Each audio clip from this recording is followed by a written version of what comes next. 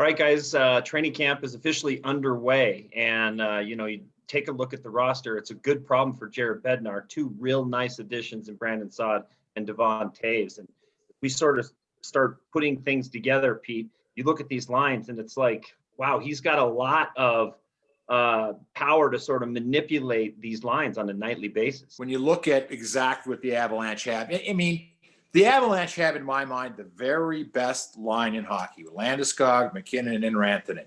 They can go back to that whenever they want, but they're just going to try to even things out as they go through the start of the season. You got Burakovsky, who was terrific last year.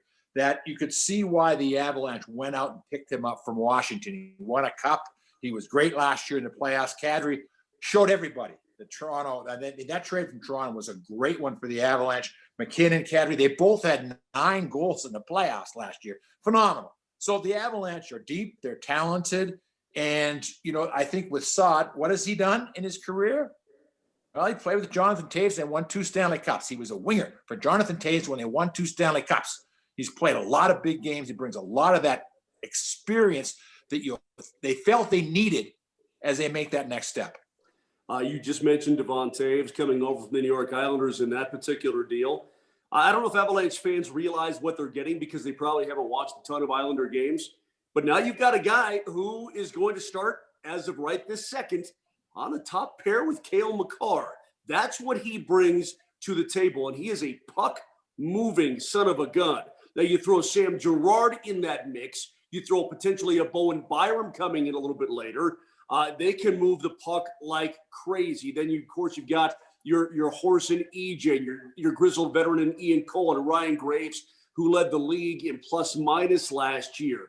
You've all of a sudden got an incredibly deep blue line with more even coming in the future. And so Avalanche fans should look at that and go, Taves is there with Makar. Well, he should be because he really is that good, and the Avs took advantage of a tough situation for New York.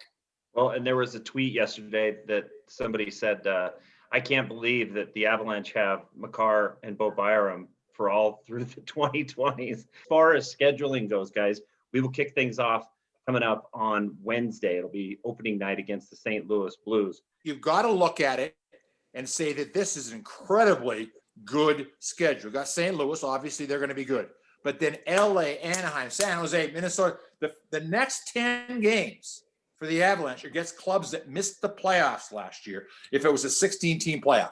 So, I mean, they have a chance to really be good. Moj, I'll give you 10 seconds, Moj. Can you do it?